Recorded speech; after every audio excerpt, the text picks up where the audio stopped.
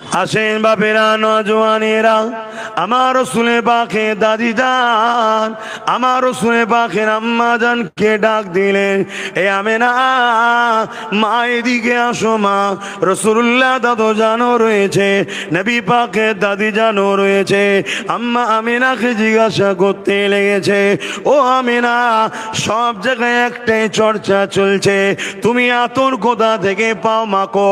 আম্মা আমেনা মুখে থুতু জমিনে ফেললে, সঙ্গে সঙ্গে থুতু থেকে আতরের শিশি ডিব্বা খুললে যেভাবে খুশবু বাইর হয়, ওর মধ্যে থেকে খুশবু বাইর হতে লেগেছে থুতু মোবারক থেকে। ওই সময় আম্মা আমেনা বলতে লেগেছে, আমার আব্বা আম্মা, এ আতর আমেনার নয়। কেন? আমেনা কোনো আতর মাখে না। এ আতর হলো যিনি আমার পবিত্র রেহেম মোবারকে রয়েছে, এটা হলো তিনার খুশবু। আরো জোরে বলুন সুবহান। তাই আল্লাহ শুকরিয়া আদায় করে বলি আলহামদুলিল্লাহ। তাই দোয়া চাওয়ার আগে আমার নবী পাক সাল্লাল্লাহু আলাইহি ওয়াসাল্লামের শিশুবেলার কিছু কথা আপনাদের কাছে আলোচনা করতে চাইছি। ইসলামকে চিনা জানার দরকার আছে না? না, যে কোন আলোচনা করবে তাদের লিডারের কথা বলবে, তাদের নেতার কথা বলবে, ঠিক না বেঠিক? কেন? তারা চায়, জোরে বলুন সুবহানাল্লাহ, সেই নেতার সঙ্গে আমিও চাই আপনাদেরকে জুড়াবার চেষ্টা করছি। তা আমাকে যখন, যিনি দোনো জাহানের সুলতান, জোরে বলুন সুবহানাল্লাহ, আমার নেতা, নবীদের নবী হযরত নবী মুহাম্মদ সাল্লাল্লাহু আলাইহি ওয়াসাল্লাম, যিনি আমার নেতা, আপনাদের নয়, ঠিক বলছেন? তাই আমি যেখানেই যাই চেষ্টা করি সামনেওয়ালা মানুষগুলোকে আমার নেতার কথা শোনাতে, যাতে তারা আমার নেতার সঙ্গে জুড়ে যায়। আর আমার নেতাকে সঙ্গে যারাই জুড়বে 100% আলহামদুলিল্লাহ ইনশাআল্লাহ জান্নাতি জান্নাতি জান্নাতি, জোরে বলুন সুবহানাল্লাহ। আবার এই জান্নাতি বলা তো সমস্যা হয়, যে কে জান্নাতে যাবে কে জাহান্নামে যাবে আল্লাহ ছাড়া কেউ জানে না। অবশ্যই সত্য কথা, আল্লাহ ছাড়া তো কেউ জানে না। তবে আল্লাহ কোরআন হাদিসের দ্বারা, নবীর দ্বারা, কোরআনের দ্বারা আমাদেরকে জানিয়েছে, তাই আমরা জানি আলহামদুলিল্লাহ। বললেন না আলহামদুলিল্লাহ? হ্যাঁ, আল্লাহ জানিয়েছে। আল্লাহ কোরআনে জানিয়ে দিয়েছেন এই এই এই এই কাজ যারা করবে জান্নাতি, এই এই এই কাজ করবে যারা জাহান্নামী। আবার এটাও জানিয়েছে জাহান্নামীদের কোয়ালিটি আছে, জান্নাতীদেরও কোয়ালিটি আছে। আল্লাহ জানিয়েছে না জানাই নেই? হ্যাঁ, আমরা জানি।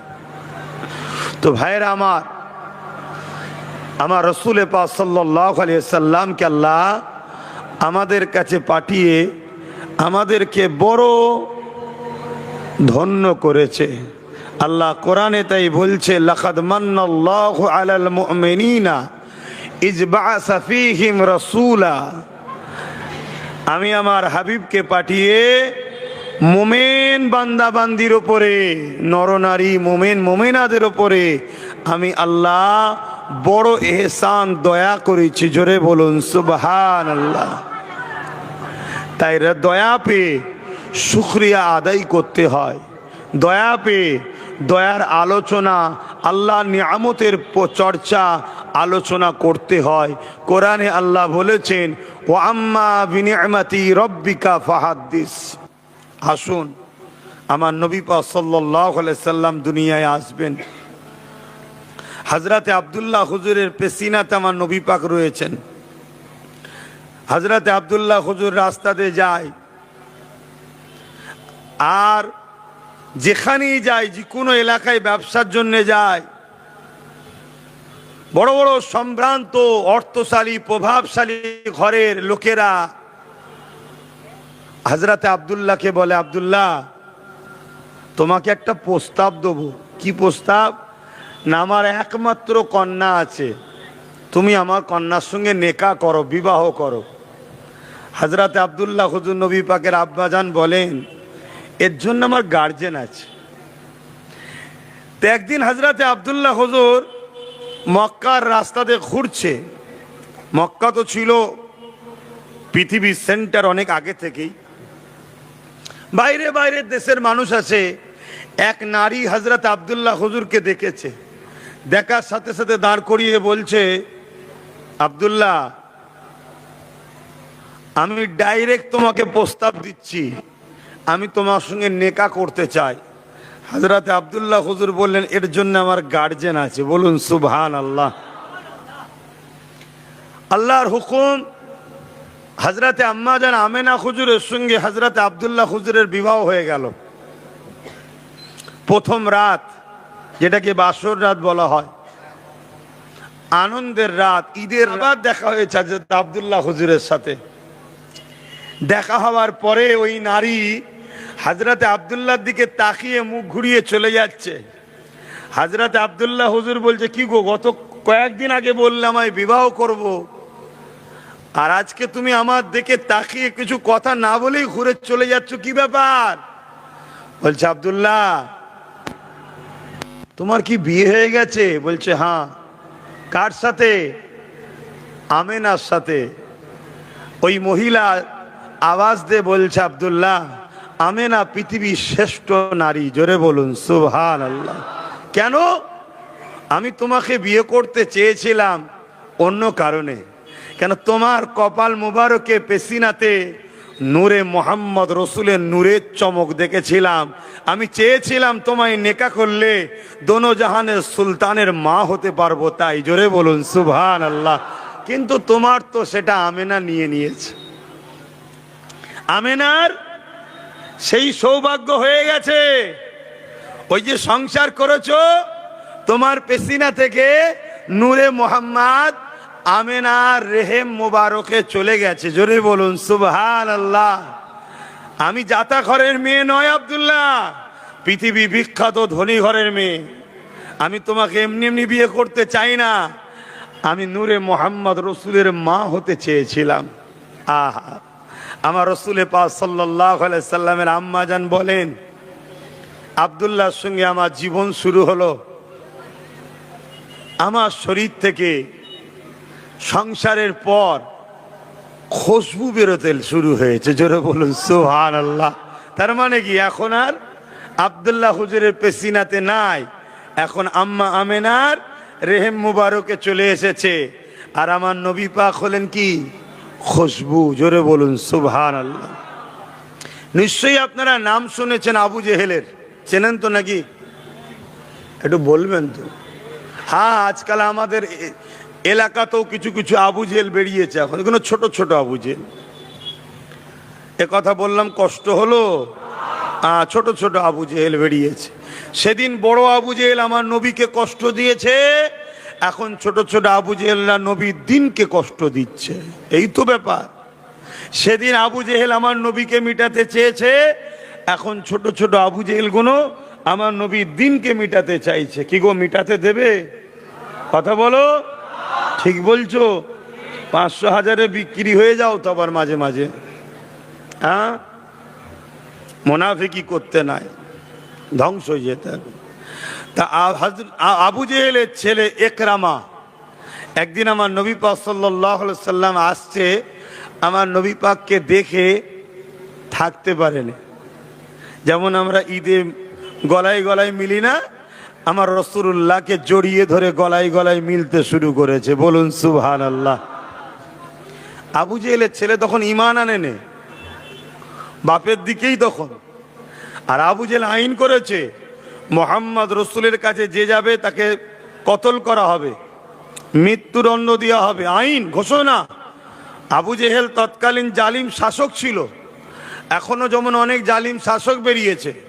জলসা মাহফিলে দিন ইসলামের আলোচনা সবাই গেলে জুলুম করে, বিশেষ করে আবার আমার মাহফিল এলে তারা বেশি জুলুম করে।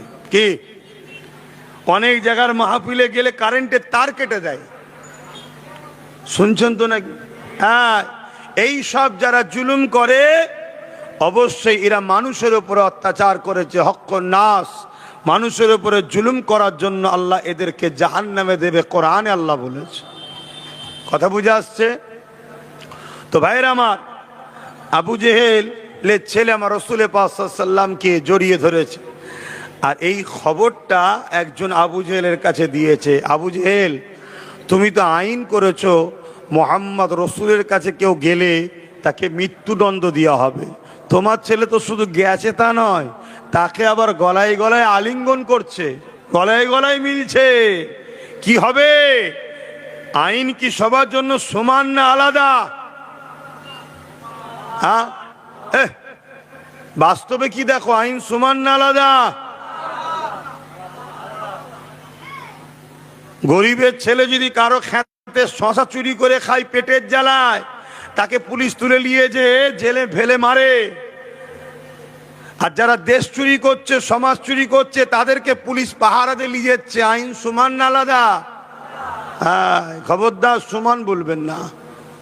কিন্তু তৎকালীন সময়ে আবু জেহেল বদমাইশ হলো, ওর নীতিটা ঠিক ছিল। এখনকার জালিমদের নীতিও ঠিক নেই। কি এই কথাগুলো মাঝে মাঝে বলছি, অসুবিধা হচ্ছে? ভুল তো কিছু বলছি না, শরীয়তের বাইরে তো কিছু বলছি না। তা আবু জেহেল বলল, আমার ছেলে তো কি হয়েছে, আইন সমান, যাও ওকে কতল না করে ওকে জঙ্গলে গিয়ে বেঁধে দাও, জীব জন্তু পশু পাখিরা ছিঁড়ে ছিঁড়ে খাক ওকে। একরামাকে নিয়ে গিয়ে জঙ্গলে বেঁধে দেওয়া হয়েছে। চারিদিক থেকে হিংস্র পশুরা আসছে একরামাকে খাবে বলে, কিন্তু এসে কাছে আসছে না, জোল করে ঘিরে সব দাঁড়িয়ে আছে একরামার মুখের দিকে তাকিয়ে। একরামা বলতে লেগেছে, জঙ্গলের পশুরা আমাকে কেন খাচ্ছ না? আমার মতো হতভাগ্য আর কে আছে? আমার বাবা আমাকে নিজে জঙ্গলের মধ্যে বন্দি করে রেখে গেছে, আমার বাবা নিজে আমাকে মৃত্যুদণ্ডের ঘোষণা দিয়েছে, কেননা মুহাম্মদ রাসূলকে আমি আলিঙ্গন করেছি, গলায় গলায় জড়িয়েছে। মুহাম্মদ রাসূলের কাছে যাওয়ার জন্য ঘোষণা হয়েছে। এ জঙ্গলের পশুরা আমাকে কেন খেয়ে নিচ্ছ না?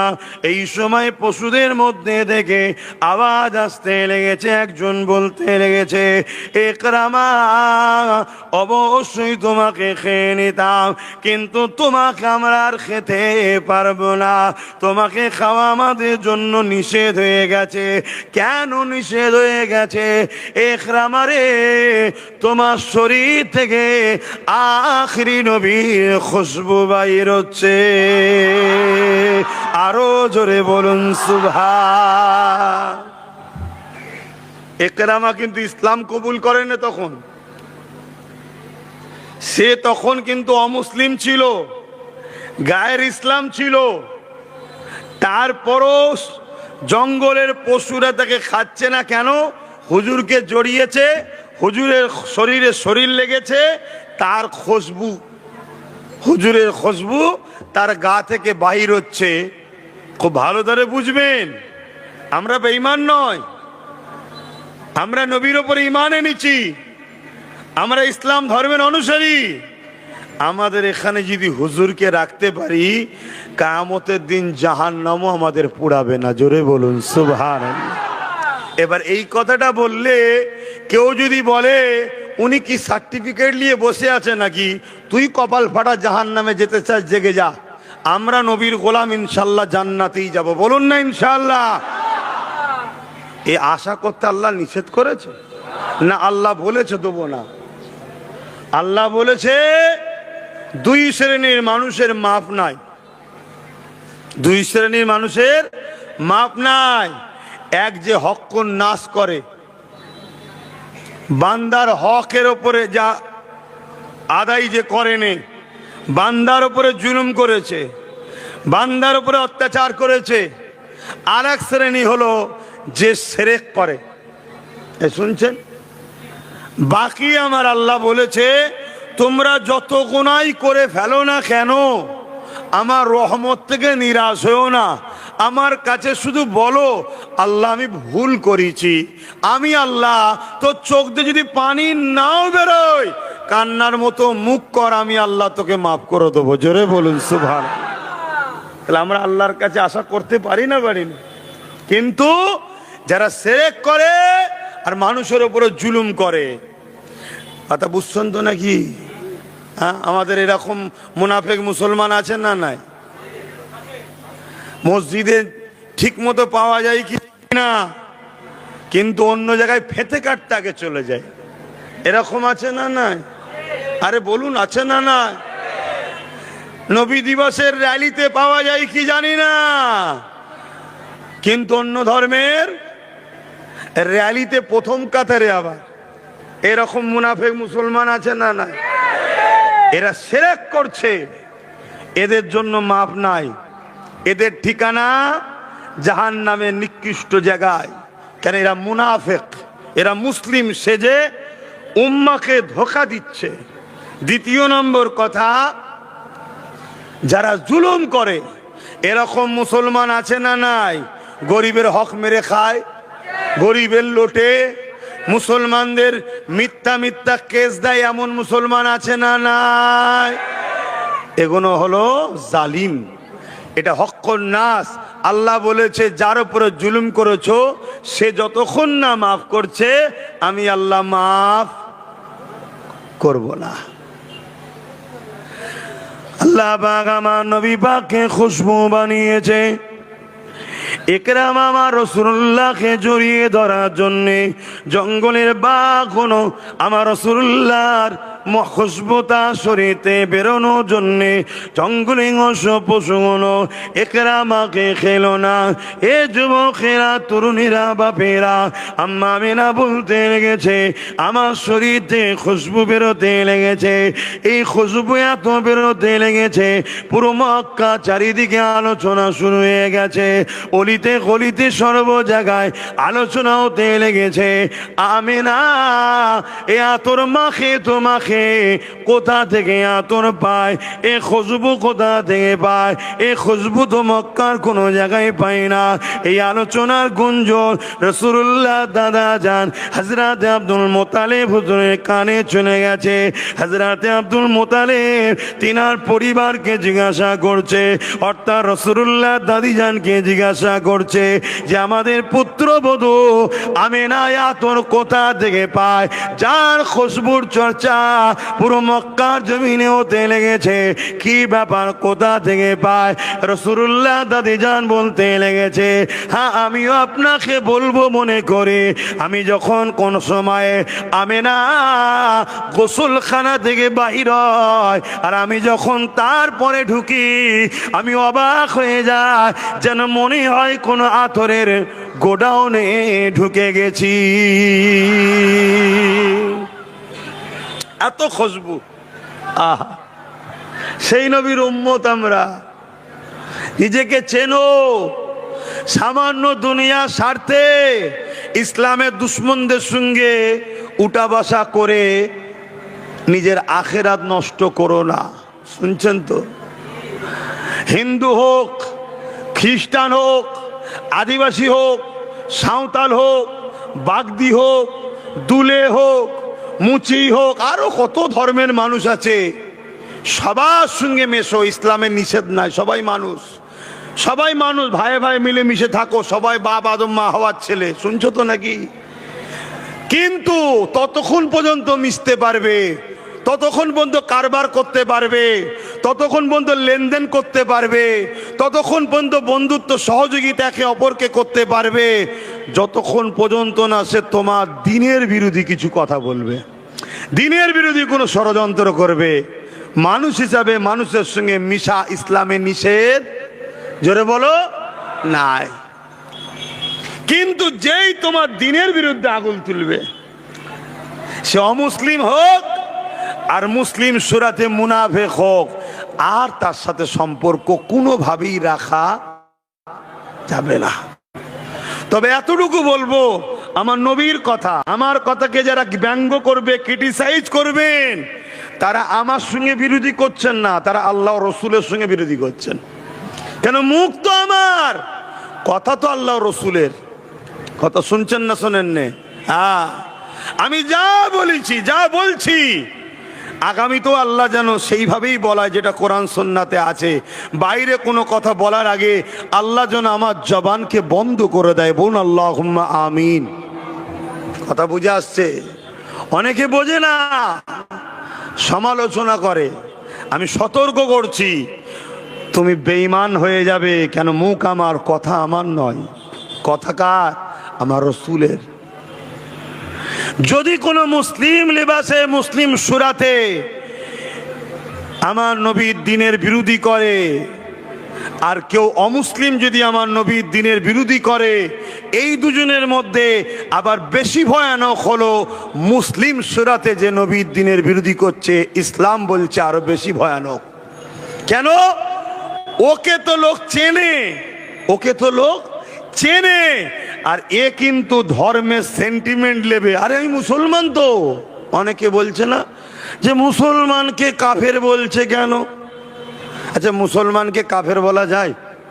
এক কথা বলছে না তো, মুসলমানকে কাফের বলা যায়? নাউজুবিল্লাহ, যে বলবে সে কাফের হয়ে যাবে। কিন্তু মুসলমান যখন কুফরি করে তখন সে কি আর মুসলমান থাকে? তা তাকে তো বলতেই হবে, শরিয়াতের হুকুম এটা। শুনছেন? মশলাটাই বুঝতে পারছেন, শুধু গোল পাকিয়ে দিচ্ছে। আর একদল মুনাফিক বক্তাও বেরিয়েছে, ওদের কাছ থেকে পয়সা নিচ্ছে, আর ওদেরকে বলছে জয় জয় জয় জয় জয় জয়, তুমি ঠিক আছো। ও ভাবছে এই তো আমার মোল্লা বলে দিয়েছে। কেমনটা জানেন? একজন স্বামী স্ত্রী একে অপরের মধ্যে ঝগড়া হয়ে এখন 3টে দিয়ে দিয়েছে। বুঝতে পারছেন তো নাকি? 3টে দিয়ে দিয়েছে। দিবার পর এক মুফতির কাছে গেছে, মুফতি ফতোয়া দিয়েছে, বেটা তুই যা করেছিস ব্যাস একেবারেই শেষ, তাহলিল ছাড়ার উপায় নেই। শুনছেন তো নাকি? ওর তো মাথায় হাত, ওর মাথায় হাত। আর সমাজে কিছু ভাড়াটিয়া লোক ছাড়া থাকে, সমাজে কিছু ভাড়াটিয়া লোক ছাড়া থাকে ধরে ধারে লিজাবার জন্য। যা পয়সা হবে কিছু কনসেশন তোকে দেবো খনি। শুনছেন? তো এরকম কিছু একটা লোকের পাল্লায় ও গিয়ে পড়েছে। এত টেনশন কিসের রা? না, সব রাগের মাথায় সর্বনাশ করে ফেলেছি। কি করেছিস? না, আমি 3বার দিয়ে দিয়েছি। অমুক এলাকার মুফতির কাছে গিয়েছিলাম, মুফতি বলছে শেষ, আর কিছু করার নেই। বুঝতে পারছেন তো নাকি? এ বলছে ধর অত চিন্তা করছিস কেন? আমাদেরও একটা মুফতি আছে, আমাদেরও একটা মুফতি আছে। 20,000 টাকা খরচ করতে পারবি তো? শুনছেন? ও মশলা ঘুরিয়ে দেবে। বলছে তাই নাকি? এ বাচ্চাটি তো সাধারণ মুসলমান, এ তো মুসলমান সাধারণ। এ যে হাজির, কি হয়েছে? অসুবিধা নেই, একবার হয়েছে। বলুন বলুন। ফতোয়া দিয়ে তো ঘুরিয়ে দিল। ও সংসার করছে, 4টে ছেলে হয়েছে। এই 4টে ছেলে শরিয়াতের ভাষায় কি বলে? কে এক কথা বলছে না? এই 4টে সন্তান শরিয়াতের ভাষায় কি বলে?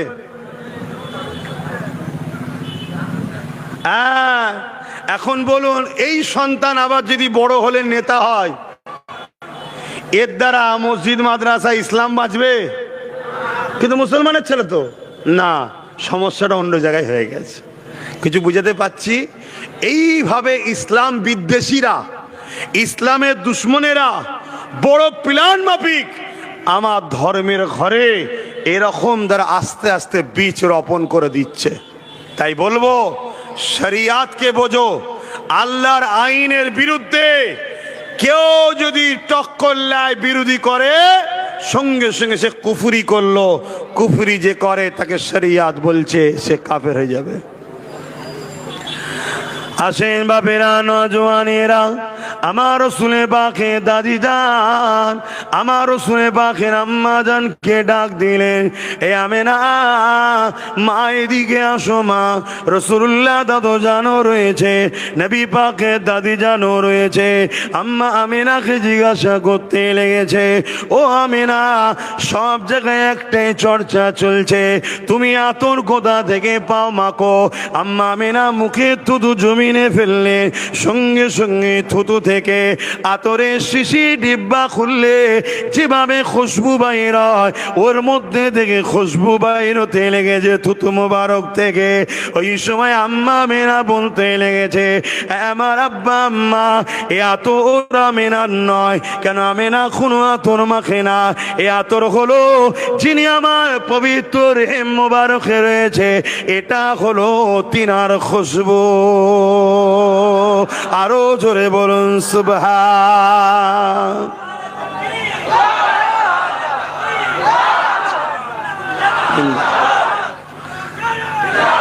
আমার যুবক ভাইরা, সেই নবী পাককে মোহাব্বত করো, ভালোবাসো, পিয়ার করো। তিনি আমাদের নেতা, আমাদের গর্ব হওয়া দরকার। হ্যাঁ, এই খুশবুওয়ালা নবী ছেড়ে দিয়ে দুর্গন্ধওয়ালাদের পিছনে ছুটছো, বোকা কোথাকারে। হ্যাঁ, তোমার নবীর আখলাক, চরিত্র, আদর্শ তোমাদের জন্য মডেল। আল্লাহ পাক কোরআনের মধ্যে বলে দিলেন, লাকাদ কানা লাকুম ফি রাসূলিল্লাহি উসওয়াতুন হাসানা। এ দুনিয়া মানুষেরা, আমি আল্লাহ পাক আমার হাবিবকে তোমাদের জন্য মডেল করে পাঠিয়েছে। তোমরা নামাজ পড়বে, আমার নবীকে দেখো। তোমরা রোজা রাখবে, আমার নবীকে দেখো। তোমরা হজ করবে, আমার নবীকে দেখো। তোমরা দান খয়রাত করবে, আমার নবীকে দেখো। তোমরা জিন্দেগি সংসার জীবন করবে, আমার নবীকে দেখো। এক কথায় জীবনের প্রতিটা মুহূর্তে নবী হলেন আমাদের মডেল। এ মুসলমান ঘরে ছেলে মেয়েরা শুনে রেখে দাও, এমনকি ধর্মনীতি আমার নবীকে দেখে অনুসরণ করো। সমাজনীতি আমার নবী পাক হলেন মডেল। পরিবার নীতি আমার নবী পাক হলেন মডেল। রাজনীতি আমার নবী পাক হলেন মডেল। রাষ্ট্রনীতি আমার নবী পাক হলেন মডেল। তোমার জিন্দেগিতে অন্য কাউকে অনুসরণ করা যাবে না, অন্য কাউকে ইত্তেবা করা যাবে না। তুমি পৃথিবীর যেখানেই থাকো না কেন, তোমার জন্য আল্লাহ একমাত্র মডেল করেছে মুহাম্মদ রাসূলুল্লাহকে। সেই নবীকে অনুসরণ করো, সেই নবী পাক সাল্লাল্লাহু আলাইহি ওয়াসাল্লামকে পিয়ার করো, ভালোবাসো। আখরি জামানা, ফিতনা ভরা পৃথিবী। আল্লাহ রসুল বলতে, যেমন পানি হলে বাড়ির ছাদে বা বাড়ির ওপরে টালিতে খোলাতে যাই বলেন, যেভাবে পানি পড়ে, আখেরি জবানায় মানুষ ওইভাবে ফিতনার মধ্যে জড়িয়ে যাবে। ফিতনা তার বাড়িতে, তার উপরে এইভাবে আসবে। এটা খুব কঠিন সময়। দাড়ি দেখিয়ে, টুপি দেখিয়ে, মুসলমান সেজে, মৌলানা, মুফতি, পীর, পীরজাদা, বক্তা, মুসলিম দরদি, নেতা ইত্যাদি ইত্যাদি দেখিয়ে আমাদেরকে ধ্বংস করে দেওয়ার প্ল্যান চলছে। তবে মনে রাখবেন, দয়ার নবী এজন্য আমাদেরকে জানিয়ে দিয়েছে, আমার মাননেওয়ালারা, তোমরা আমাকে যারা মানো, রসুল বলছেন তোমরা কোরাইশের নেতৃত্ব মানবে। আমাদের লিডার হবে কোরাইশ বংশের ছেলে। এটা মাথায় থাকবে তো নাকি? তার পিছনে দাঁড়াবে, আমার রসুল বললেন। তাহলে কি হবে? নবীর বংশের খাতিরে আল্লাহর পক্ষ থেকে বরকত ও সাহায্য আসবে। জোরে বলুন সুবহানাল্লাহ। যা কাছেন, আমার নবী পাকের মিলাদের মাস চলছে। আল্লাহ নবী শিশুবেলার আরো কিছু কথা আপনাদের কাছে বলি। কি গো, শুনবেন তো নাকি? না, নবীর ছোটবেলার আলোচনা শোনা যাবে না, এরকম ধাকিদা নয় তো। তরুণেরা, আল্লাহ পাক আমার নবী পাককে কত নিয়ামত করেছেন। আম্মা জান আমেনা বলতে লেগেছে, আমি একদিন ঘরের মধ্যে প্রবেশ করলাম, হঠাৎ করে দেখতে লাগলাম আমার ঘরের দেয়ালগুলো পর্যন্ত আমি আমেনা আমাকে সালাম দিতে লেগেছে, আমাকে মুবারকবাদ দিতে লেগেছে, আর বলতে লেগেছে, আমেনা রে, ধন্য তুমি সাইয়্যিদুল মুরসালিনের মা হয়েছো। আম্মা আমেনা বলতে লেগেছে, আমি বড় আনন্দে দিন কাটাতে লাগলাম, আমি বড় আশ্চর্য অবাক হতে লাগলাম। এক এক রাত্রিরে এক এক নবী আলাইহিস সালামগণ আমার খবরের মধ্যে আসতে লেগেছে, আমাকে এমন করে মোবারকবাদ দিতে লেগেছে, এ আমেনা তোমাকে আল্লাহ বড় ধন্য করেছে, দোনোজানের সুলতানের মা বানিয়েছে। আম্মা জান আমেনারও বলতে লেগেছে, আমি যখন রাস্তা দিয়ে যেতে লেগেছে আমি অবাক হয়ে দেখতে লাগলাম পাথরের বালিকোনাগুলো, এমন করে পাথরগুলো আমি আমেনা আমাকে সালাম মোবারকবাদ দিতে লেগেছে। গাছগুলো ঝুঁকে গিয়ে আমি আমেনা আমাকে ইস্তেকবাল করে আমাকে সালাম দিতে লেগেছে। এমনকি আমি আমেনা আমি কুয়াতে যখন পানি পানতে গেলাম, কুয়ার পানি রশিদে তুলতে হতো, বড় কষ্ট হতো, বড় ব্যথা লাগতো, বড় যন্ত্রণা হতো, বড় কষ্ট হতো। কিন্তু আমি আমেনা নবী মুহাম্মদ রাসূল যখন আমার রেহেমে মুবারকে ছিল, আমি আমেনা যখন কুয়ার পানি আনতে গেলাম আমি অবাক হয়ে গেলাম, ওই কুয়ার পানির ভেতর থেকে সালাম আসে, আমেনা তোমাকে সালাম মোবারকবাদ তোমাকে। এই আমেনা রে, কি দরকার ছিল পানি আনার জন্য কুয়ার কাছে আসার? এই আমেনা হুকুমটা করলে আমি পানি তোমার ঘরে গিয়ে ভরে দিয়ে আসতাম। আরো জোরে বলুন সুবহান। শুনছেন কি গো, শুনছেন তো নাকি? অনেক মুসলমান দাবিদার এমনও আছে যারা নবীর মোজেজা মানে না। মোজেজা বোঝেন কি গো, বলবেন তো হ্যাঁ কি না? মোজেজা বোঝেন? মোজেজা হলো এমন কিছু অলৌকিক ঘটনা যেটা নবীদের দ্বারা আল্লাহ ঘটায়, নবীদের দ্বারা আল্লাহ ঘটায় সামনের ব্যক্তিকে আজিজ করার জন্য, একে বলা হয় মোজেজা। আর ওলিদের দ্বারা এমন কিছু অলৌকিক ঘটনা ঘটায় আল্লাহ, যেটাকে বলা হয় কারামত। মনে থাকবে, মোজেজা হক, কারামত হক, অস্বীকারী ইসলাম থেকে বেরিয়ে যাবে। শুনছে? তাহলে আম্মা আমেনা হুজুরকে পানি থেকে আওয়াজ আসছে, আমেনা হুকুম করলে ঘরে গিয়ে ভরে দিয়ে আসতাম পাত্র। জোরে বলুন সুবহানাল্লাহ। এটাই কি আশ্চর্য হচ্ছেন? একটু হ্যাঁ কি না বলেন? আশ্চর্য হচ্ছেন? তাহলে এই বিষয়ে আর একটা দলিল আপনাদের দিয়ে যায়। আমার নবী পাক সাল্লাল্লাহু আলাইহি সাল্লাম 40 বছর বয়সে নবুয়াতের এলান করলেন। নবী 40 বছর বয়সে নবী হয়েছে এমনটা নয়, নবী তো তখন নবী ছিল যখন কোনো কিছুই আল্লাহ বানায়নি। জোরে বলুন সুবহানাল্লাহ। কেউ যদি বলে 40 বছর বয়সে নবুয়াত পেয়েছে, নবী হয়েছে, অবশ্যই সে গোস্তাকে রসুল ইসলাম থেকে বেরিয়ে যাবে। শুনছেন? এগুলোই তো আকিদা, এগুলোই জানতে হবে। কেন আল্লাহ নবী বলেছে 72 দল জাহান্নামে যাবে, তাদের মসজিদও থাকবে, নামাজও থাকবে, তাদের মাদ্রাসাও থাকবে, শিক্ষাও থাকবে, তাদের রোজাও থাকবে, হজও থাকবে, দান খায়রা সবই থাকবে। রসুল বলছে তারপরও তারা জাহান্নামে যাবে। শুনছেন? অনেকে তো এমনও বলে ফেলছে, আমার বিরোধী করতে গিয়ে অনেকে এমনও বলে ফেলছে কে জান্নাতে কে জাহান্নামে যাবে আল্লাহ ছাড়া কেউ জানে না, বলছে নবীও নাকি জানে না। মানে আমার বিরোধী করতে গিয়ে ও নিজে বেঈমান, জাহান্নামের টিকিট কাটছে, হুঁশই নাই। তোর আমাকে পছন্দ হয় না, আমার উপরে রাগ হচ্ছে, আমার বিরোধী করছিস, আলাদা বিষয়, তো একটু ভাষাটা বুঝে বল। কথা বুঝে আসছে না? নাই, খুব সাবধান। আর মনে রাখবেন, আব্বাস সিদ্দিকী নিজের জন্য প্রতিবাদ করে না, আমার বাপকে, মাকে, পরিবারকে, দাদুকে, ভাইদেরকে কত গালিগালাজ সমাজের একদল মুসলিম সুরাতে মুনাফিক নেতারা করছে না, করেনি। তাদের পক্ষ দিয়ে কোনোদিন প্রতিবাদ আমি করিনি। কিন্তু আমার রসুলের দিনের ব্যাপারে যদি কেউ আঘাত দেয় তখন প্রতিবাদের দরকার আছে না নাই? তখন প্রতিবাদ করাটা হলো ফরজ, করতেই হবে। কথা মাথায় ঢুকছে? এই জায়গাটা মনে রাখবেন। তো ভাইরা আমার, আমার রাসূল পাক সাল্লাল্লাহু আলাইহি সাল্লাম বলেন, আমার উম্মত দাবিদারদের মধ্যে ৭৩টা দল হবে, ৭২ দল জাহান্নামে যাবে, একটা দল জান্নাতে যাবে। আল্লাহ নবী সাহাবা হুজুরদের বললেন ৭২ দলে নামাজ, রোজা, দাড়ি, টুপি, হজ, যাকাত, দান, খায়রাত সব থাকবে, এরপরও তারা জাহান্নামে যাবে। কেন? তাদের অন্তরে আল্লাহ নবীর হাইয়া, আদব, প্রেম, সম্মান থাকবে না। শুনছেন তো নাকি? এজন্যে বলে যায় আমার নবী পাককে মহব্বত করেন। আল্লাহ নবী নবুয়াতের ঘোষণা করে দিলেন, দুনিয়ার মানুষকে এলান করে দিলেন আমি মুহাম্মদ আল্লাহর প্রিয়ত রাসূল।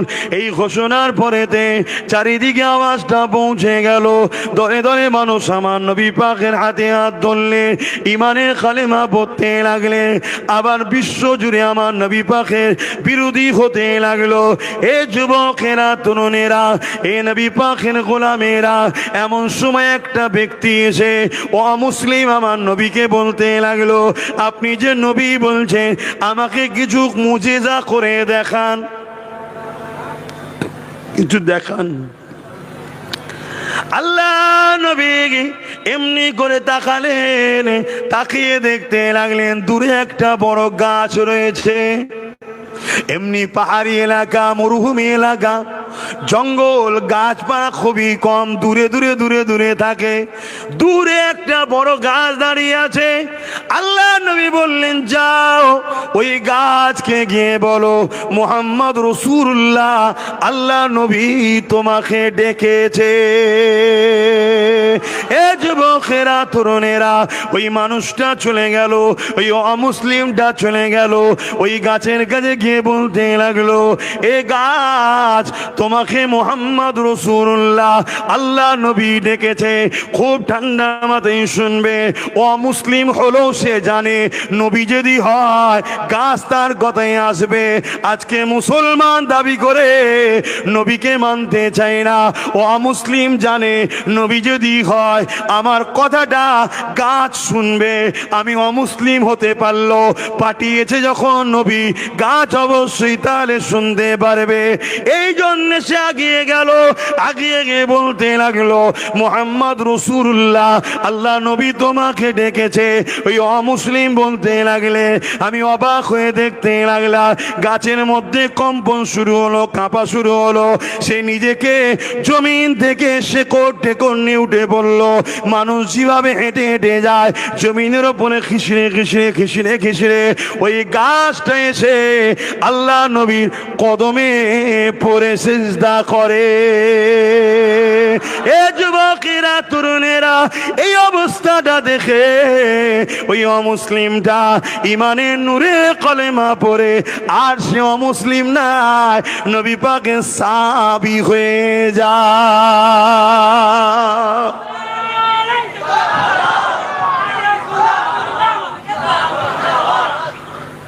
এখানে কয়েকটা কথা। একটা অমুসলিম, তার কথা গাছ শুনলো কি করে? এই শুনছেন, নবী ডাকবে, আসবে, এটা স্বাভাবিক ব্যাপার, কেন আল্লাহ নবীদের পাওয়ার দিয়েছে। গাছটাকে তো নবী গিয়ে ডাকে না, গাছটাকে গিয়ে অমুসলিম বলছে। দ্বিতীয় নম্বর, সেই অমুসলিমের ভাষা, মানুষের ভাষা গাছ বুঝলো কি করে? তোমার এই সায়েন্সের ব্রেন কাজ করবে না এখানে। কেন? সায়েন্স তো 150 বছরের, এটা আল্লাহর কুদরত এখানে কাজ করছে। জোরে বলুন সুবহানাল্লাহ, আরো জোরে বলুন সুবহানাল্লাহ। কথা মাথায় শুনছেন? আমার নবী পাক সাল্লাল্লাহু আলাইহি সাল্লামের মুজিজা একে বলা হয়। একে কি বলা হয়? মুজিজা। আল্লাহ নবীর দ্বারা ঘটাচ্ছে। তাহলে বলুন, একটা অমুসলিম গাছকে ডাকছে, মুহাম্মদ রাসূলের দোহাই নবী ডেকেছে, তার কথা শুনে গাছ চলে আসছে। মুহাম্মদ রাসূলের আম্মাজান যদি বলে, এ পানি আসো, মুহাম্মদ রাসূলের মা বলছি সাইয়্যিদুল মুরসালিনের আমার রেহেম মুবারকে আছে, পানি উঠাতে কষ্ট হবে, আনতে কষ্ট হবে, পানি আসবে না? এটাই তো আমাদের আদব, এটাই তো আমাদের প্রেম, এটাই তো আল্লাহর কুদরতের উপরে ভরসা আমাদের। কেন সব কিছু কার ক্ষমতায় হয়? হ্যাঁ, আল্লাহর ক্ষমতায়। বাবেরা, নওজওয়ানেরা, তরুণেরা, আমার রাসূলুল্লাহ চাচা যান আবু তালেব বলতে লেগেছে, এ মুহাম্মদ সাল্লাল্লাহু আলাইহি ওয়াসাল্লাম, আমি আপনাকে খুব ভালোভাবে চিনি। কেন? শিশুবেলা থেকে আপনাকে লালন পালন করছি, ছোটবেলা থেকে দেখছি। এইভাবে আমার নবী পাকের শিশুবেলার কথা নবী পাকে চাচা যান আবু তালেব শোনাতে লেগেছে। এই শোনাতে শোনাতে বলতে লেগেছে, এ মুহাম্মদ সাল্লাল্লাহু আলাইহি ওয়াসাল্লাম, একদিন আপনি ছোটবেলায় পূর্ণিমা চাঁদ উঠেছে, খোলা আকাশের নিচে আপনাকে শুইয়ে রেখেছে। আমি আবু তালেব আপনাকে দেখতে এলাম। হঠাৎ করে আসমানের দিকে নজর পড়ে যায়। আমি অবাক হয়ে দেখতে লেগেছি, ওই চাঁদ জমিনের দিকে নেমে আসতে লেগেছে। এ যুবকেরা, তরুণেরা, যে আল্লাহ পাক চাঁদ বানিয়েছে, সেই আল্লাহ পাকই চাঁদকে সীমাটতে পারে, ছোট করতে পারে। সেই আল্লাহ পাকই চাঁদকে জমিনে নামাতে পারে। এই ক্ষমতা আমার আল্লাহ পাকের আছে না নাই? এ নওজওয়ানেরা, তরুণেরা, আবু তালেব বলতে লেগেছে, আমি দেখতে লাগলাম চাঁদ নেমে আসতে লেগেছে। আস্তে আস্তে আস্তে আস্তে আপনার এত কাছে চলে এসেছে। আপনি যে দুলনাতে দুলেছিলে, আমার মনে হচ্ছিল চাঁদটা যেন আপনার উপরে পড়ে যাবে। তাই আমি আবু তালেব চিৎকার দিয়ে উঠলাম, চিৎকার দিয়ে চোখ বন্ধ করে আওয়াজ দিয়ে উঠলাম। কিছুক্ষণ পরে চোখ খুলে আমি অবাক হয়ে গেলাম। আমার রাসূল বললেন, কি দেখতে লেগেছিলেন চাচা? ওই সময় বলতে লেগেছিলে, এ মুহাম্মদ সাল্লাল্লাহু আলাইহি ওয়াসাল্লাম, আপনি শিশুবেলায় দুলনায় দুলে দুলে হাত পা লাড়ালাড়ি করতেছিলেন, আর আপনার হাত পা লাড়ালাড়ি ইশারাতে ওই চাঁদ সে যেন আপনাকে এমন করে লড়ে লড়ে যেদিকে ইশারা করেন সেদিকে যায়। চাঁদ যেন আপনাকে খেলা দেখাতে লেগেছে। আরো জোরে বলুন সুবহান। যে রাসূলুল্লাহর উংলির ইশারায় শিশুবেলায় চাঁদ লড়ালড়ি করে, ডান দিকে ইশারা করলে ডান দিকে যায়, বাঁ দিকে ইশারা করলে বাঁ দিকে যায়, সেই রাসূলুল্লাহকে লিডার বলে মানো, নেতা বলে মানো, দ্বিতীয় কাউকে মেনো না। শুনছো তো নাকি? আর সেই নবীর রাস্তায় যারা চলবে তাদের পাশে দাঁড়াও, তাদেরকে সহযোগিতা করো। সে ধর্মনেতা হোক আর রাজনেতা হোক, যারা আমার নবীর দিনের পক্ষে নয় এবং বিরোধী করে, তাদের সঙ্গে কোনোভাবে সম্পর্ক, সে ধর্মনেতা হোক আর রাজনেতা হোক, রাখা যাবে? আওয়াজ দিয়ে বলুন। আর যদি রাখো, কিয়ামতের দিন নবীর শাফাতের আশা করো না। কেন? তোমার গাফলতির জন্যেই আজকে তোমার নবীর দিনের উপরে আঘাত দেওয়া হচ্ছে। তোমার গাফলতির জন্যেই আজকে মসজিদ মাদ্রাসাগুলোকে বুলডোজার দিয়ে ভাঙা হচ্ছে। পুরো দেশ জুড়ে চলছে। অন্যান্য রাজ্যে চলতো শুনতাম, আজ পশ্চিম বাংলাতেও মাদ্রাসা ভাঙা হচ্ছে, পশ্চিম বাংলাতেও মসজিদের উপরে আঘাত দেওয়া হচ্ছে, পশ্চিম বাংলাতেও জুলুম অত্যাচার ইসলামের উপরে শুরু হয়েছে। এইটা দোষ আমাদের, আমাদের দোষের কারণে আজকে এই সুযোগ সুবিধা, এই জুলুম অত্যাচার ইসলামের উপরে হচ্ছে। অতএব কিয়ামতের দিন মুখ কিন্তু আল্লাহর কাছে দেখাতে হবে। কিয়ামতের দিনে কোন নবীরাও আল্লাহ পাকের কুদরতির সামনে কথা বলার ক্ষমতা রাখবে না। নবীরাও নফসি নফসি করবে কিয়ামতের দিনে। কানা মিকদারু 50,000 সানাতিন, 50,000 বছর। আদম নবী থেকে ঈসা নবী পর্যন্ত সমস্ত নবীরাও নফসি নফসি নফসি নফসি নফসি, আমার কি হবে, আমার কি হবে, আমার কি হবে। শুনছো যুবক? দুনিয়াদারি করতে হবে, সংসার করতে হবে, কারবার করতে হবে, ব্যবসা করতে হবে, রাজনীতি করতে হবে, রাষ্ট্রনীতি করতে হবে, নিষেধ ইসলামে নয়।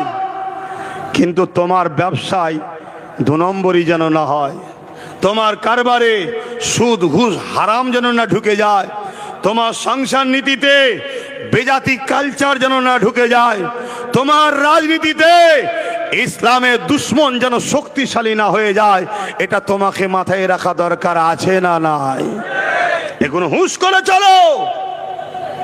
আমার ডিউটি আমার ভালোবাসার মানুষকে আমি বুঝাচ্ছি, শুনছেন তো নাকি?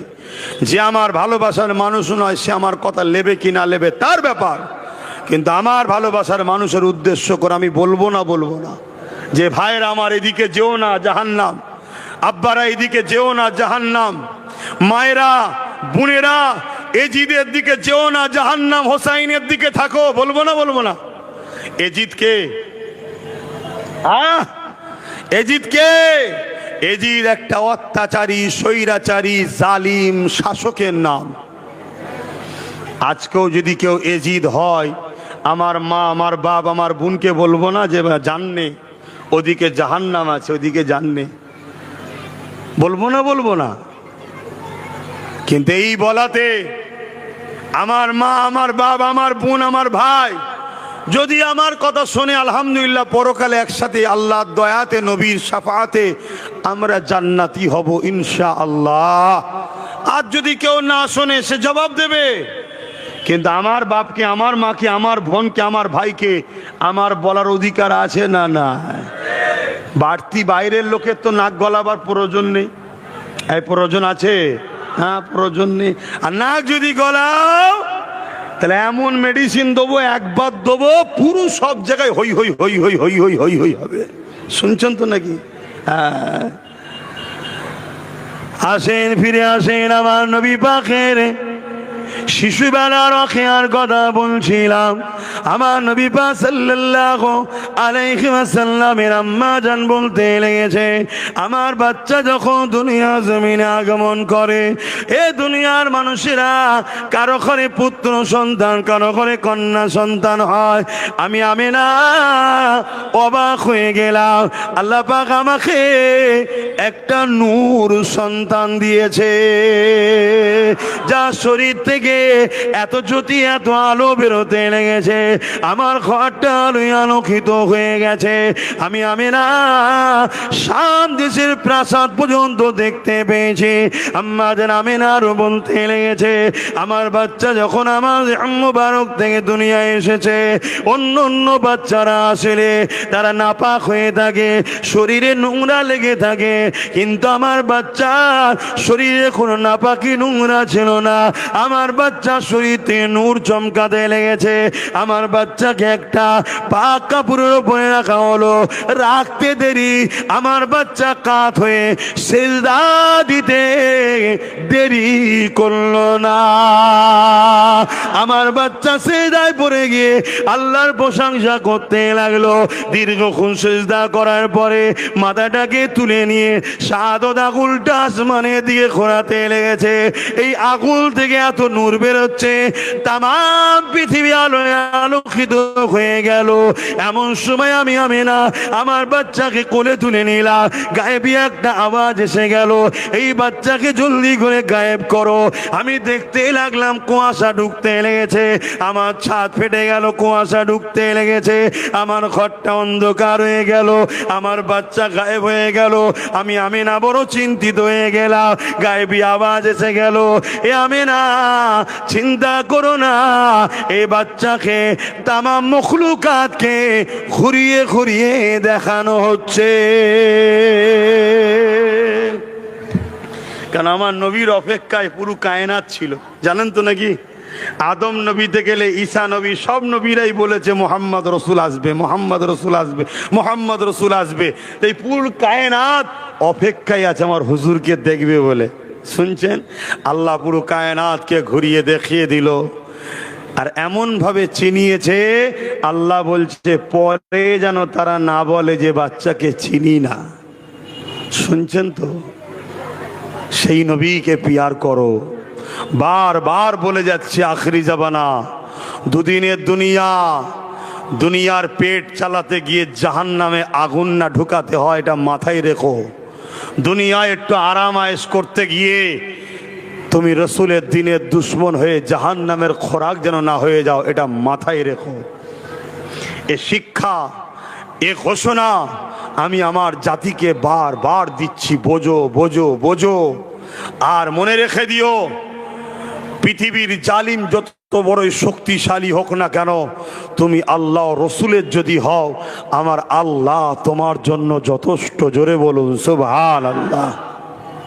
আর তুমি আল্লাহর উপরে ভরসা ছেড়ে দিয়ে দুনিয়ার বুকে কোন জালিমের উপরে যদি ভরসা করো, মনে রেখে দিও আমার আল্লাহ সূরা বাকারার মধ্যে জানাচ্ছে, তোমরা আমাকে আমার হাবিবকে ছেড়ে দিয়ে যাদের অনুসারী করবে তাদের হাতে আমি আল্লাহ তোমাদেরকে জিল্লাত দেবো, মিটিয়ে দেবো। মনে থাকবে তো? সেই নবী পাক সাল্লাল্লাহু আলাইহি ওয়াসাল্লাম এই মাসে সোমবার শবে সাদেকের সময় দুনিয়ার বুকে এসে পুরো পৃথিবীকে ধন্য করেছে। আল্লাহ কাছে কোটি কোটি শুকরিয়া আদায় করি, আল্লাহ আমাকে সেই নবীর বংশে জন্ম দিয়েছে, সেই নবীর উম্মত করেছে, আমাদেরকেও সেই নবীর উম্মত করেছে। তাই সকলে বলি আলহামদুলিল্লাহ, সকলে দরুদ আল্লাহুম্মা সাল্লি আলা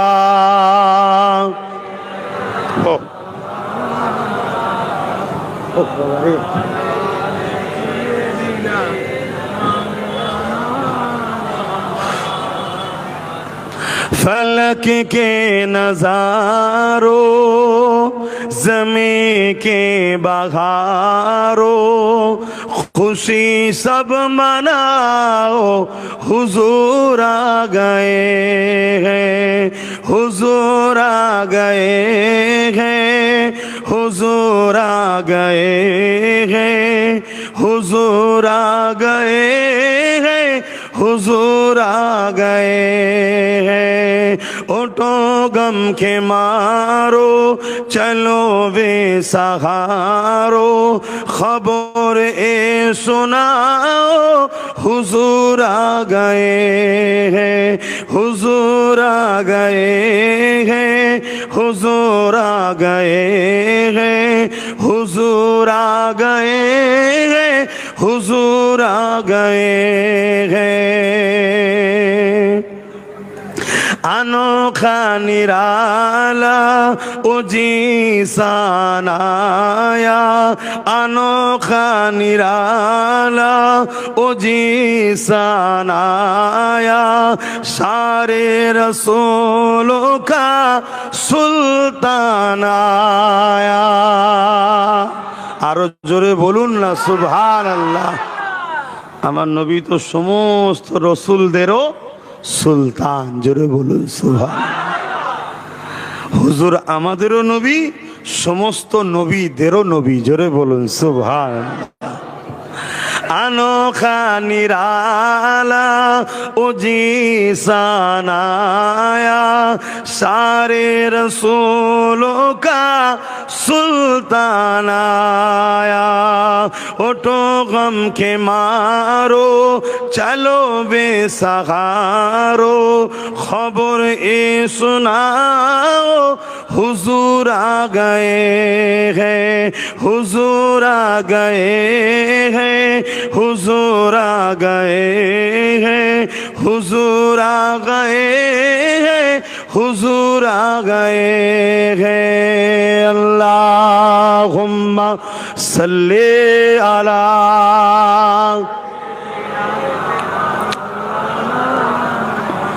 जोरे जोरे वाला आले सैयदना।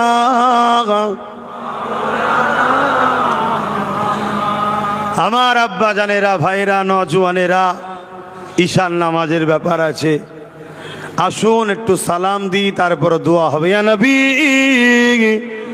সালাম।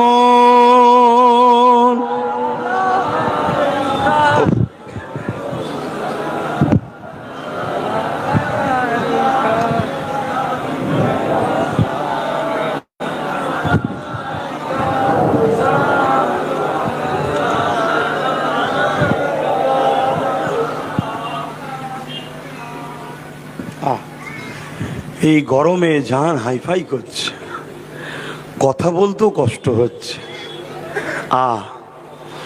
একটু ভাবেন, একটু ভাবি, যদি দুনিয়াতে আমাদের এই হয় এই গরমে, আখিরাতে কি হবে? আল্লাহকে ভয় করো যুবক। আমার যুবক ভাইয়েরা শুনছো তো?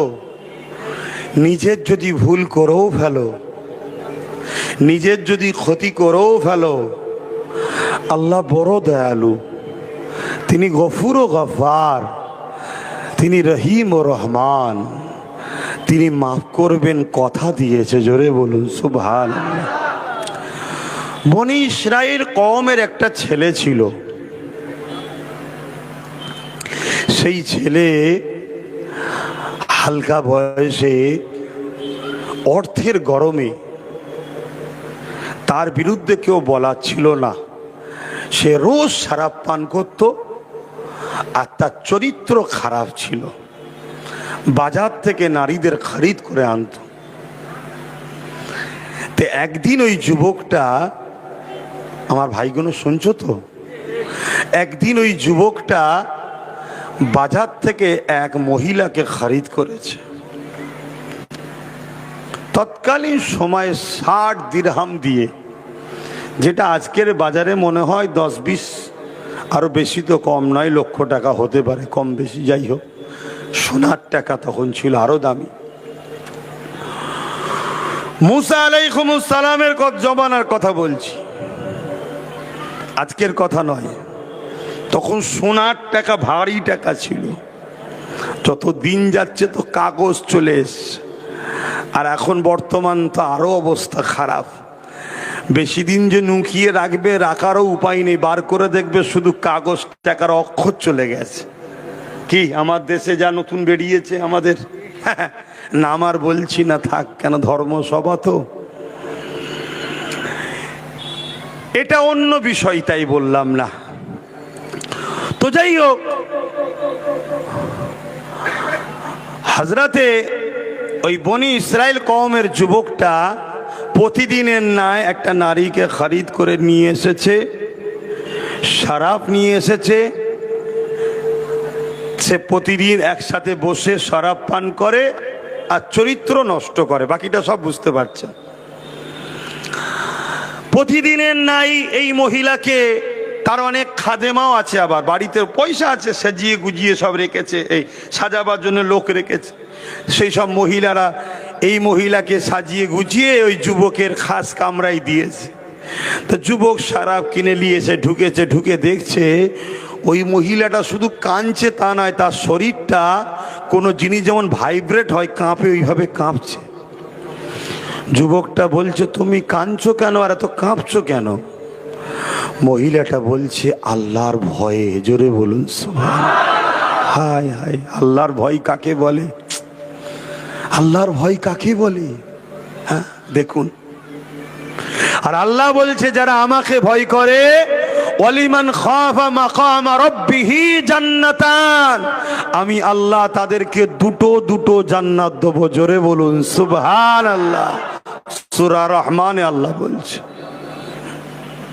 আর আজকে আমাদের তো সব ভয় উঠে গেছে, এতিমের মাল, বিধবার মাল, গরিবের মাল দেখা দেখি না। সবচেয়ে বড় কথা, যারা রসুলের পক্ষে, দিনের পক্ষে লড়াই করছে, ওই উলামাদের ঘরে পর্যন্ত গালিগালাজ করতে, সমালোচনা করতে আজকাল আমাদের ভয় লাগে না। কথা শুনছেন তো ভাইয়েরা আমার? ওই যুবক বলল, তুমি তো খুশি মনে টাকা নিলে, তাহলে এসেছো যখন এখন এই কথা বলছো কেন? তখন ওই মহিলাটা বলছে, আমি বড় মজবুরিতে, কয়েক মাস ধরে বিপদের মধ্যে আছি, এদিক ওদিক করে কোনো রকম ভাবে সুরাহা পাইনি, আমার অর্থের প্রয়োজন ছিল চিকিৎসার জন্য, তাই আজকে নাচারে বাধ্য হয়ে আমি বাজারে এসেছিলাম, কিন্তু আপনি আমায় খরিদ করেছেন। কিন্তু আল্লাহর ভয় আমাকে কাঁদাচ্ছে, কাঁপাচ্ছে। জীবনে কখনো কখনো বেগানা পুরুষের সঙ্গে আমি কথা বলিনি, নিরিবিলি নির্ঝুমে, আর আজকে কত বড় একটা পাপ কাজের দিকে আমি এগিয়ে যাচ্ছি, তাই পুরো শরীর আমার কাঁপছে, আল্লাহর ভয়ে কাঁদছি। এই যুবকটাই কথা শুনে তার মধ্যে একটা হিদায়েতের বাতি আল্লাহ জ্বালিয়ে দিল। জোরে বলুন সুবহানাল্লাহ। সে বলতে লেগেছে, আপনি এত গরিব হওয়ার পরও আপনি আল্লাহকে এত মানেন, এত ভয় করেন, আর আল্লাহ আমাকে এত ধন দৌলত দিয়েছে, এত ক্ষমতা তাকত দিয়েছে, আমার তো উচিত বেশি করে আল্লাহকে মানা। কি কেন আল্লাহ আমায় দিয়েছে, তোমাকে তো দেয়নি। তুমি না পেয়ে আল্লাহকে এত মানো, আর আমাকে আল্লাহ এত দিয়েছে, আমি আল্লাহ মানি না। যুবকটা চোখ দিয়ে পানি এসে গেল। মহিলাকে বলছে, তোমাকে যে অর্থ দিচ্ছি অর্থ ফিরিয়ে লব না, তোমাকে আমার সাথে একটা সম্পর্ক তৈরি করতে হবে। কি সম্পর্ক? তুমি আমার বোন, আমি তোমার ভাই। আমাকে ভাই বলে মেনে নিয়ে সাক্ষী থাকো এবং আমাকে তওবা পড়াও। আমি তওবা তোমাকে সাক্ষী রেখে পড়ছি। আমি আজ থেকে কোনোদিন আর শরাবে হাত দেবো না, আর কোনোদিন চরিত্র হরণও করব না, নোংরা কাজে যাব না। তুমি আমার বোন হয়ে সাক্ষী থেকো। কিয়ামতের দিন আল্লাহর কাছে বলো যে কেফায়েল তওবা করেছিল, আল্লাহ তার সাক্ষী আমি রয়েছি। জোরে বলুন সুবহানাল্লাহ। বোনটা মেয়েটা চলে গেল। এই যুবক সেজদায় পড়ে কেঁদে যাচ্ছে যে আল্লাহ, আমি তাহলে কি ভুল করলাম, তুমি আমায় কি ক্ষমা করবে আল্লাহ? হে যুবক শোনো, কেঁদেই যাচ্ছে, কেঁদেই যাচ্ছে, কেঁদেই যাচ্ছে। সকাল হয়ে গেছে। প্রত্যেকটা বাড়িতে, গ্রামের মানুষ সবাই জানে এই বাড়ির ছেলেটা খারাপ, তাই সবাই দরজার গোড়ায় তাকায়, না জানি আবার আজকে কোন মহিলাকে নিয়ে এসছে। কিন্তু আজকে যারাই তাকাচ্ছে, দরজা ছেড়ে আর যাচ্ছে না, দরজার কাছে সবাই ভিড় করে আছে। কেন? গায়েবী ভাবে তার দরজায় ফারিস্তা দ্বারা আল্লাহ লিখিয়ে দিয়েছে, এই যুবক কেফায়েল তওবা করেছে গত রাত্রিরে। তওবাকারীকে আল্লাহ বড় পছন্দ করে। অতএব আল্লাহ এই কেফায়েল যুবকের ওপরে খুশি হয়ে গেছে। এ তওবা করেছে।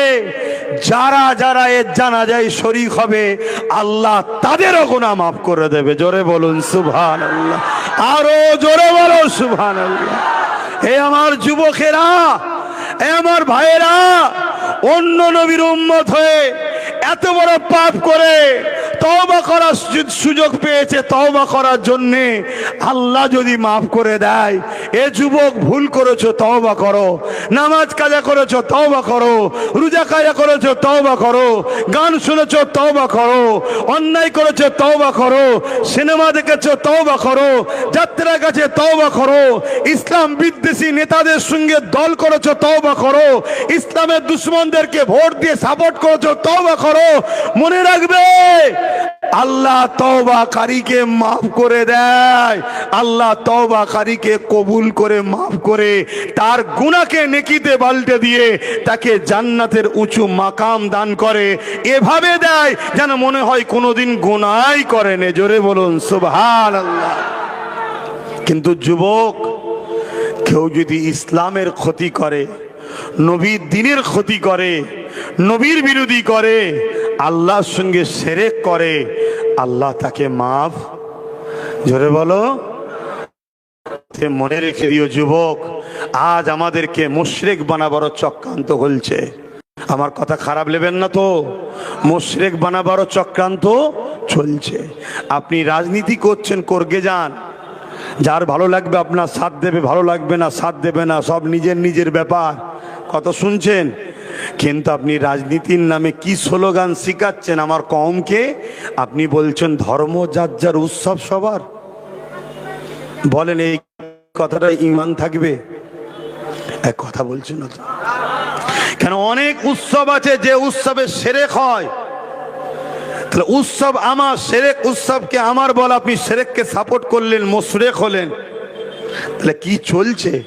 তাহলে এই জায়গায় দাঁড়িয়ে থেকে আমি কি আমার কওমের যুবককে, আমার বাপকে, আমার ভাইকে কি বুঝাবো না যে খবরদার এসব দলের সঙ্গে তোমরা সাথ দিও না, এদের লক্ষ্য ইসলামকে মিটিয়ে দাও, এদের লক্ষ্য মুসলমানদের মুশরিক বানিয়ে দাও, এদের সাথ দিও না। এ কথা বলাটা কি আমার অপরাধ হবে? কারণ আমি তো ধর্ম নেতা, আমি তো ধর্ম প্রচারের মজলিসে এসেছি। তাহলে আমি আমার কওমকে বুঝাবো না যে কথাটা মানলে শিরক হবে? কথা মাথায় ঢুকছে না? ঢোকে নে। এজন্য আপনাদেরকে বলি আমি বিভিন্ন জায়গায়, এতে আবার একদল মুনাফেক আছে, তারা কি বলে, হুজুরের ছেলে ধর্মের নামে রাজনীতি করছে। কি বলে না, বলে না, এ কথা যারা বলে তারা হলো আমার কওমের মধ্যে মুনাফিক গাদ্দার। তারা আমার কওমের মধ্যে কি? মুনাফিক গাদ্দার। কেন ওই গাদ্দার গুলো কখনো গিয়ে বলেনি যে আপনি রাজনীতির নামে ধর্মকে মিটাচ্ছেন কেন?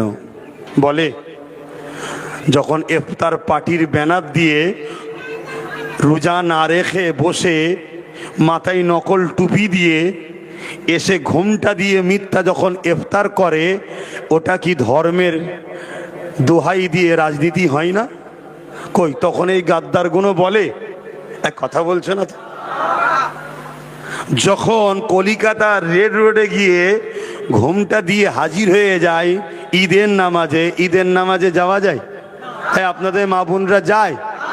তখন এই মুনাফেক মুসলমানগুলো তো বলে না যে এটা ধর্মের নামে রাজনীতি হচ্ছে, এটা করা উচিত নয়, আমার ধর্মকে ক্ষতি করা হচ্ছে, বলে? ও, আর আমার নবীর মেম্বারে দাঁড়িয়ে আমার নবীর উম্মতকে নবীর দিনের দুশ্মন চেনাবো, আমি রাজনীতি করছি? হ্যাঁ, কথা মাথায় ঢুকছে না? ঢোকে রে। অতএব খুব সাবধান, খুব সাবধান। আখরি জামানা, এরা যখন কোনো দিকে পারবে না তখন মিথ্যাভাবে আঘাত দেবে, গালিগালাজ করবে, বাপ তুলে মা তুলে গাল দেবে, যাতে করে আমরা ভয়ে লজ্জার খাতিরে চুপ হয়ে যাই। শুনছেন তো নাকি?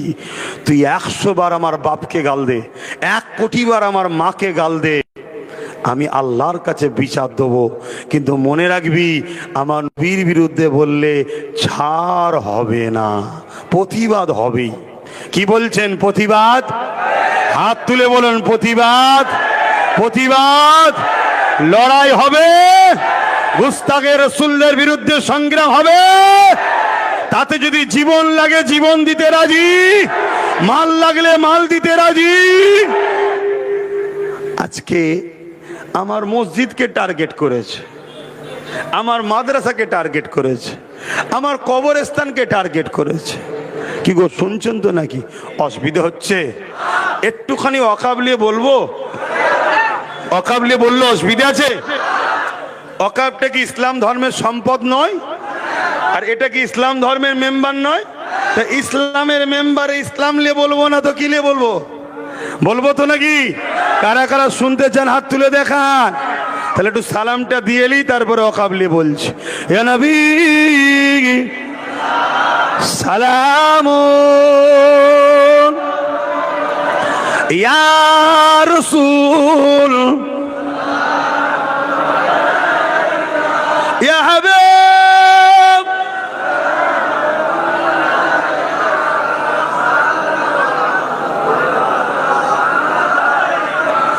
কঠিন হাসরের দিনে কি আছে মোদের কপালে, গুনাহগার উম্মাহ আত আপনার লইবেন সঙ্গে এ মাহশরে। নবী সালাম, ইয়া রাসূল, ইয়া হাবিব,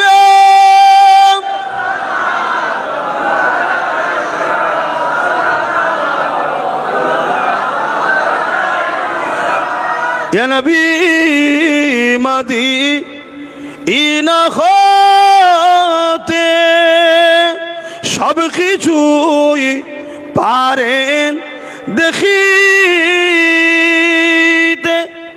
মোদের লাশ কবরে এ রাখিলে লইবেন আপন করে।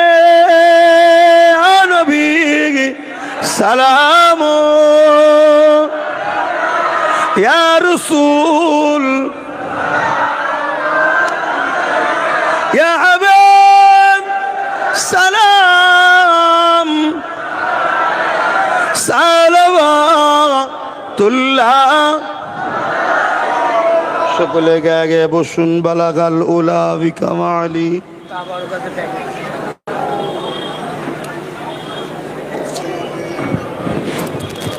দরুদ শরীফ। আল্লাহুম্মা সাল্লি আলা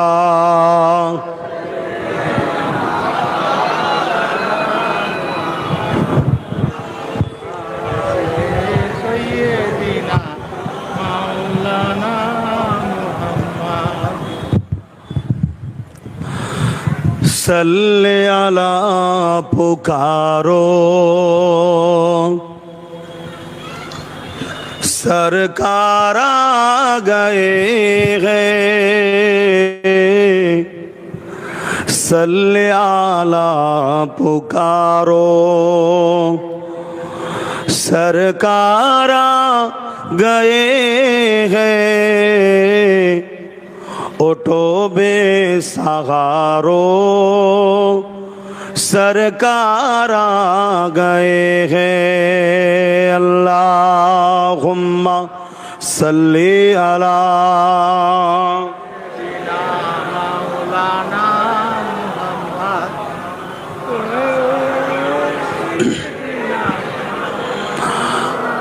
जो मांगना है मांग लो, जो लेना है सो ले लो। जो मांगना है मांग लो, जो लेना है सो ले लो। दुनिया के ताजदारों सरकार आ गए हैं। सल्ले अला पुकारो सरकार आ गए हैं। उठो बेसहारो सरकार आ गए हैं। अल्लाहुम्मा सल्ली अला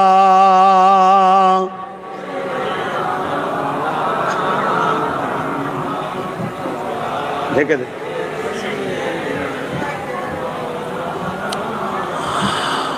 मौलूद की खरी है चलो आमिना के घर पर। मौलूद की खरी है चलो आमिना के घर पर। पर्दा किसका उठा है सुबह सबे मिलादा। सल्ले अला पुकारो सरकार आ गए हैं। उठो बेसहारो सरकार आ गए हैं। अल्लाहुम्मा सल्ली अला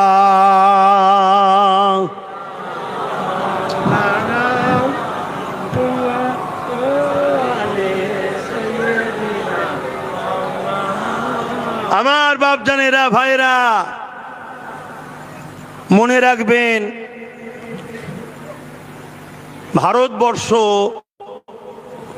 সর্বধর্মের দেশ। ভারতবর্ষ চলে একটা সংবিধান দ্বারা। শুনছেন তো? দেশের বিষয়ে কথা বলার হুকুম ইসলামে আছে না নাই? হ্যাঁ, দেশকে ভালোবাসা এটা আমার নবীর সুন্নাত। জোরে বলুন।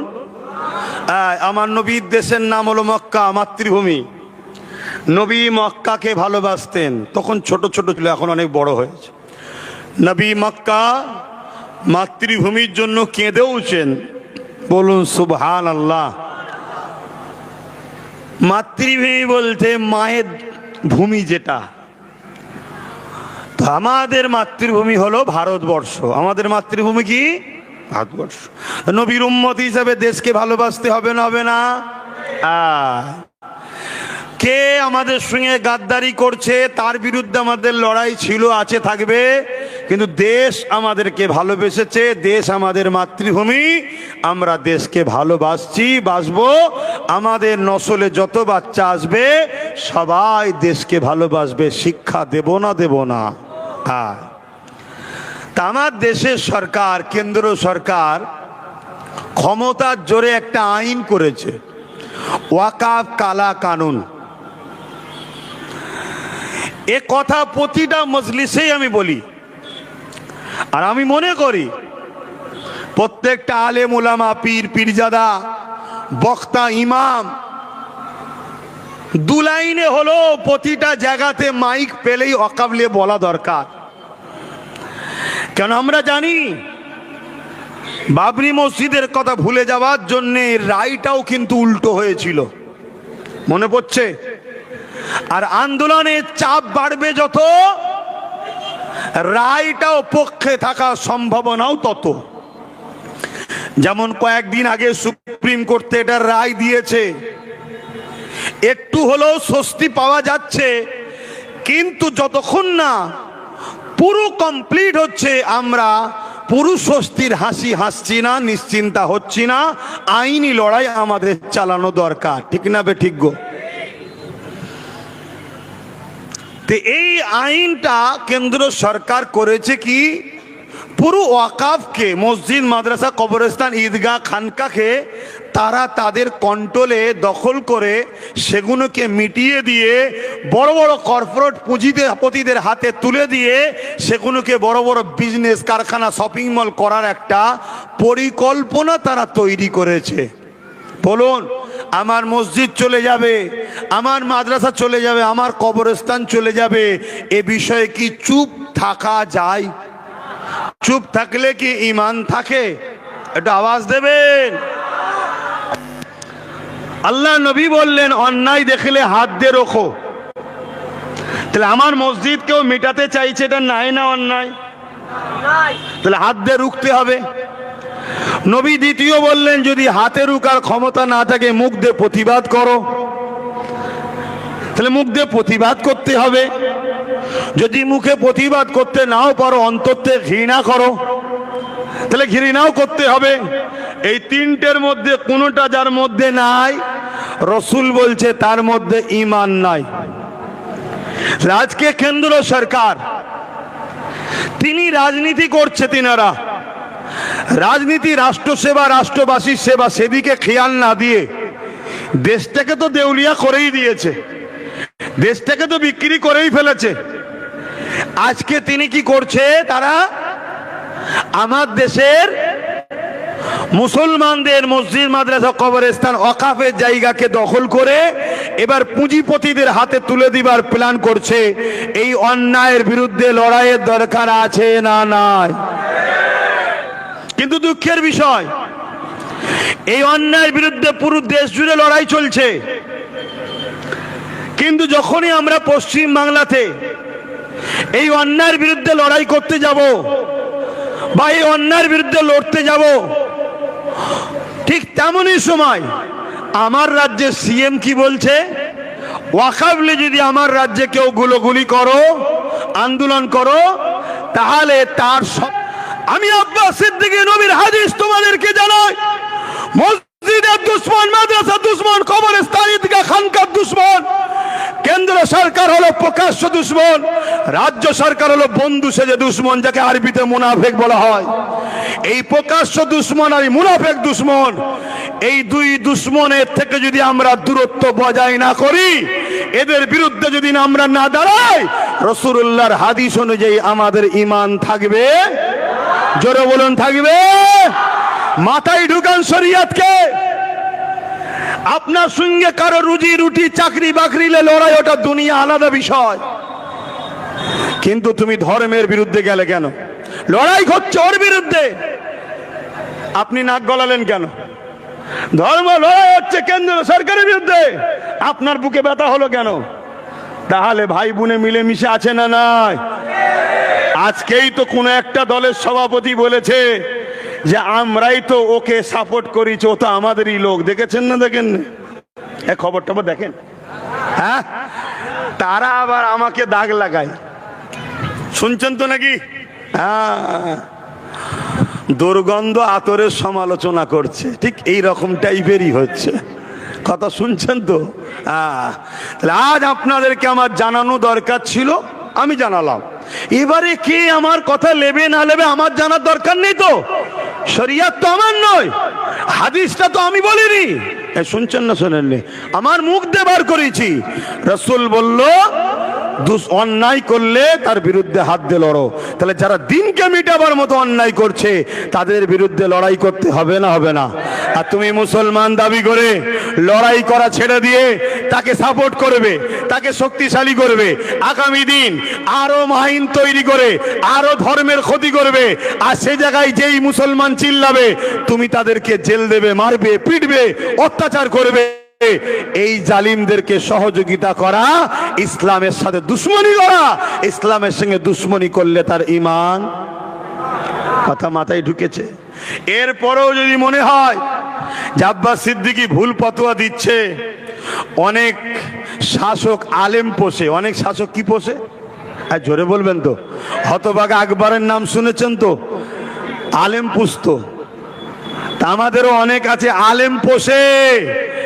তাহলে সেই সব শাসকদের বলবো মৌলী সাহেবদের নাবাও না, ইদিক উদিক হুড়োহুড়ি না করে আমার সঙ্গে ডাইরেক্ট ডিবেটে বসাও, ডাইরেক্ট ডিবেটে বসাও। আমি জানতে চাই মসজিদ মাদ্রাসার বিরুদ্ধে যারা, তাদেরকে সাপোর্ট করা ইসলামে হালাল না হারাম এ ফতোয়া দিক তারা। শুনছেন না শোনেননি? হ্যাঁ, একটা হিন্দু, খ্রিস্টান, আদিবাসী, দলিত, সাঁওতাল, বাগদি, প্রথমেই বলেছি সবার সঙ্গে ব্যবসা, লেনদেন, উঠা বসা, মিশা, ভাই ভাই আমরা সবাই বাপ আদম মা হওয়া সন্তান, কোনো অসুবিধে নেই। কিন্তু যখনই সে দিন ইসলামকে মিটাতে চাইবে তাকে আর সাপোর্ট করা, তাকে আর সহযোগিতা করা যাবে না। একটা গাছ লাগালে ওই গাছটা 20 গাছ 20 ফল। শুনছেন তো? এলাকার সবাই বললে গাছ লাগাস না, এটা 20 ফল, এই ফল খেয়ে মানুষ মারা যাবে। এখন আপনার গাছের ফল খেয়ে বা পাড়ার 2-4টে ছেলে মারা গেল, থানা এসে পুলিশ আপনাকে তুলে নিয়ে যাবে না? যাবে না? অ্যাটেম্প টু মার্ডারের কেস হয়ে যাবে। কেন? আপনি 20 ফল লাগালেন কেন? শুনছেন তো নাকি?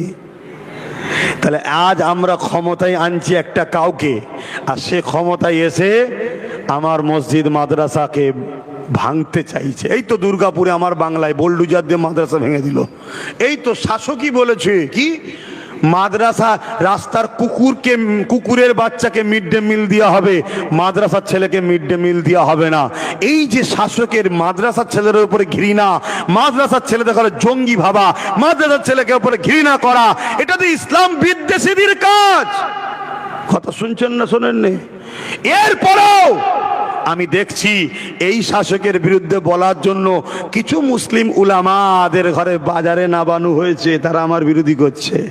এটা হলো এদের ভাড়াটিয়া মৌলী সাহেব। বুঝতে পারছেন তো নাকি? খুব ভালো করে শুনবে হাদিসটা। মান আহাব্বা লিল্লাহ ওয়া আবগাদা লিল্লাহ ওয়া আতা লিল্লাহ ওয়া মানআ লিল্লাহ ফাকাদ ইসতাকমালাল ঈমান। ভালোবাসতে হবে আল্লাহর জন্যে, আত্মীয়তা করতে হবে আল্লাহর জন্যে, দুশ্মনী করতে হবে আল্লাহর জন্যে, বিচ্ছেদ হতে হবে আল্লাহর জন্যে। তারাই হলো প্রকৃত ঈমানদার, তারাই ঈমানের মজা পায়। জোরে বলুন সুবহানাল্লাহ।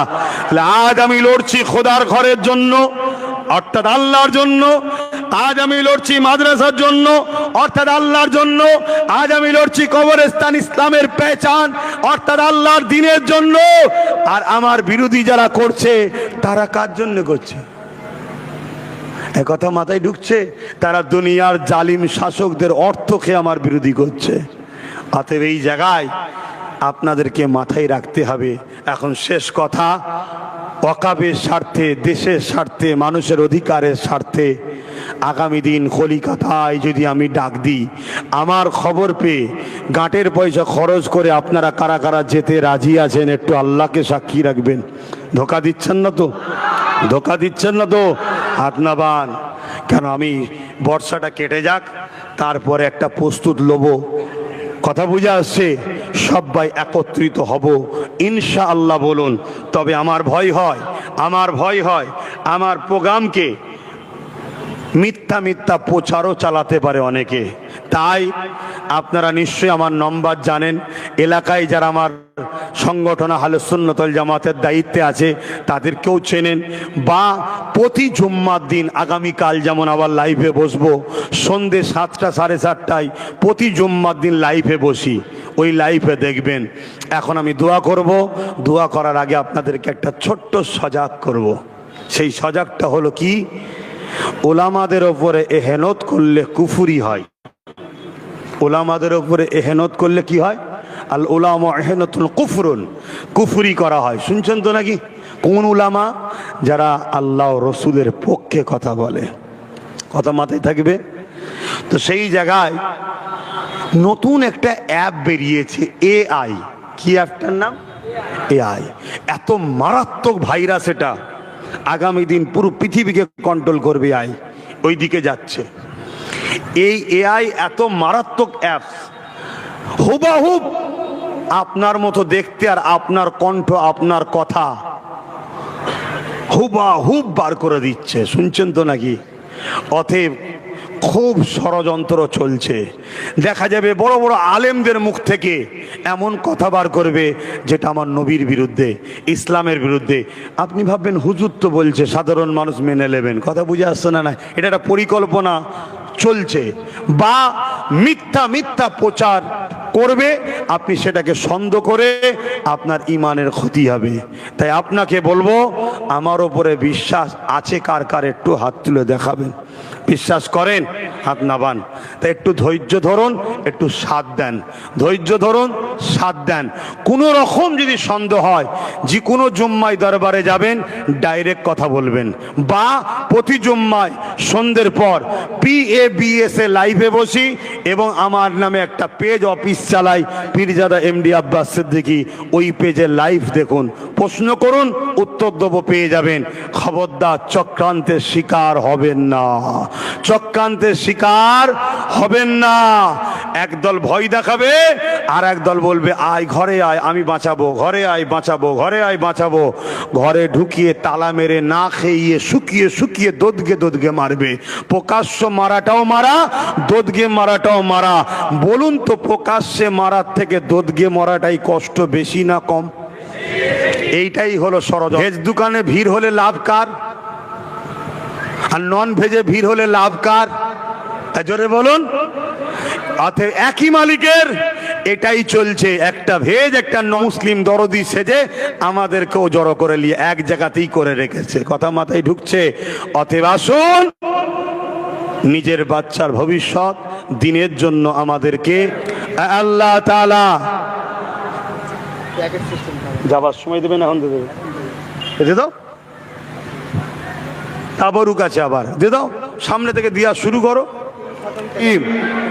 আল্লাহ তাআলা আমি জানা অজানা, ইচ্ছা ও ইচ্ছা সকল গুনাহ হইতে তওবা করিতেছি। লা ইলাহা ইল্লাল্লাহু ওয়াহদাহু লা শারীকা লাহু ওয়া আশহাদু আন্না মুহাম্মাদান আবদুহু।